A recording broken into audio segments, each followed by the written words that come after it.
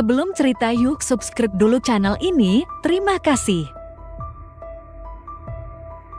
Teriak warga bersahut-sahutan, mereka lari tunggang langgang, sampai terjatuh jungkir balik, kala melihat seorang wanita dengan rambut, acak-acakan berbalut kain putih yang hampir berubah warna, karena terkena noda tanah.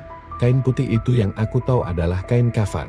Iya, dia adalah MBA Winarasih, wanita yang 40 hari yang lalu meninggal karena penyakit jantung, kini datang tepat saat malam peringatan kematiannya. Aku yang bergidik setengah takut dan terkejut, memeluk erat Bulek Sarti ibu Mbak Asih.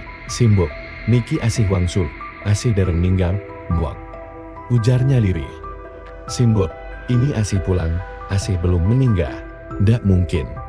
Kamu pasti makhluk jadi-jadian, anakku sudah tenang di alam sana. Pekik Bulek Sarti dengan air mata berderai kencang. Ya Allah, Mbok, ini beneran Asih, ujarnya memelas air mata luruh dari pelupuk mata Mbak Asih yang sayu. Bulek dan Pak Lek saling tatap, begitu juga dengan Pak Ustadz Asri yang berdiri di sebelah kami. Sebentar, kita buktikan dulu kalau memang dia asing, usul Pak Ustadz. Ustadz muda yang tampan ini memang terkenal bijak dan tidak gerusah-gerusuk.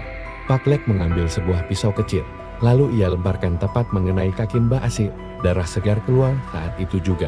Tahu, pekik Mbak Asih. Apa yang Pak Lek lakukan? Tanya Ustadz Ezri terkejut. Lah, kata Pak Ustadz tadi suruh buktikan. Pak Lek tampak menaupkan alisnya. Tapi tak harus melukainya, sahut Pak Ustadz. Pak Lek terdiam, merasa bersalah mungkin dia. Tapi, bagaimana kamu bisa keluar? Tanya Bulek penasaran. Aku sebenarnya berpikir demikian. Sudah, jangan bahas itu dulu, lihat keadaan Asih. Kasihan dia, lebih baik suruh ganti baju dulu. Usul Pak Ustadz lagi. Lagi-lagi kami terdiam, tangan Bulek yang sedarin, tadi kupeluk nampak gemetar. Keringat dingin juga ikut keluar dari pori-pori kulitnya. Bagaimana kami tak ketakutan dari cerita yang kudengar. Orang yang sudah meninggal 40 hari itu sudah berubah. Tubuhnya meleput dan sudah pasti membusuk. Lalu, bagaimana Mbak Asih masih utuh? Bahkan masih hidup. Jika dipikir logika, bagaimana dia bisa bernafas? Laras, sana kamu bawa dia masuk. Pinta Bulek. Iri, kenapa Laras? Protesku. Selama hidupkan dia sahabat baikmu, jawab Bulek. Lail, selama hidupkan dia anak Bulek, jawabku. Seketika mata Bulek melotot. Dengan terpaksa aku menuruti perintah Bulek. Langkah kaki ini nampak ragu-ragu mendekati Mbak Asih yang berdiri terdiam menunduk di ambang pintu. Ada rasa takut yang luar biasa kala menatap ke arah leher dan lengan Mbak Asih yang tak terbalut kain. Luka lebam berwarna kebiruan nampak memanjang di sana. Apa Mbak Asih sudah merasakan cambuk malaikat? Tanyaku dalam batin. Cepat, Laras. Pekik Bulek yang nampak tak sabar dengan langkahku yang lamban. Ayo Mbak, kita masuk. Ajakku. Pelan-pelan aku memegangi pundaknya, aroma kapur barus masih tercium. Padahal ini sudah sebulan lebih. Angin bertiup kencang di luar, membuat bulu kuduk berdiri semua. Entar, mengapa aku merasa ada yang mengawasi kami dari luar sana? Ditambah suara burung hantu yang saling bersahut-sahutan di balik pepohonan rimbun belakang rumah. Letak kamar mandi berada di dekat dapur. Sebenarnya hanya kelang satu ruangan. Tetapi dengan memapah Mbak Asih yang masih menunduk diam, rasanya kamar mandi sangatlah jauh. Aku segera berbalik. Setelah Mbak Asih tiba di pintu kamar mandi, entah mengapa hati ini ingin segera pergi dari sisinya Laras. Panggil Mbak Asih lirih, sembari mencekal lenganku. Tangan dinginnya membuatku gemetar hebat. Iya Mbak, aku sangat gugup saat ingin berbalik menatapnya. Kamu percayakan sama Mbak?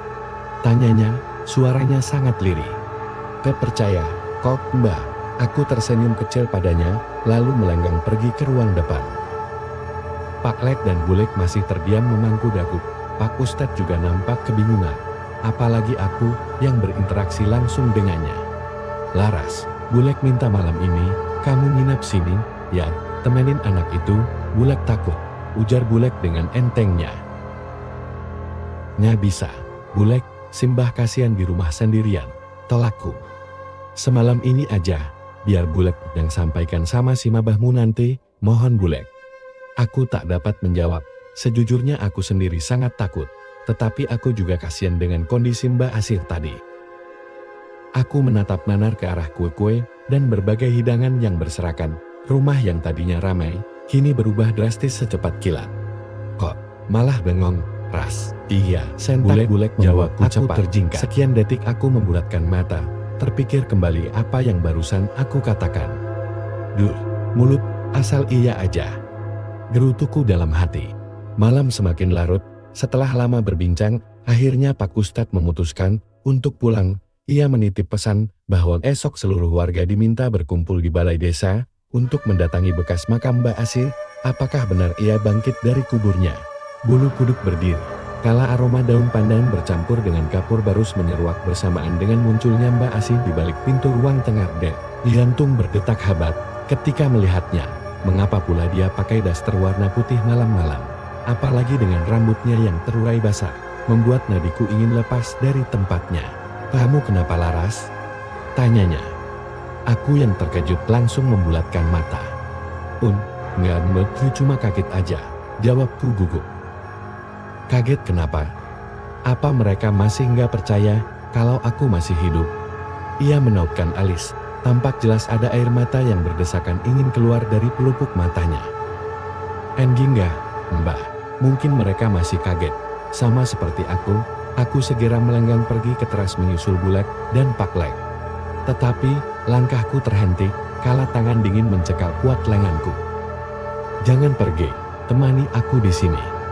Suara Mbak Asih lirik, tetapi ada penekanan di setiap kalimatnya. Bersambung.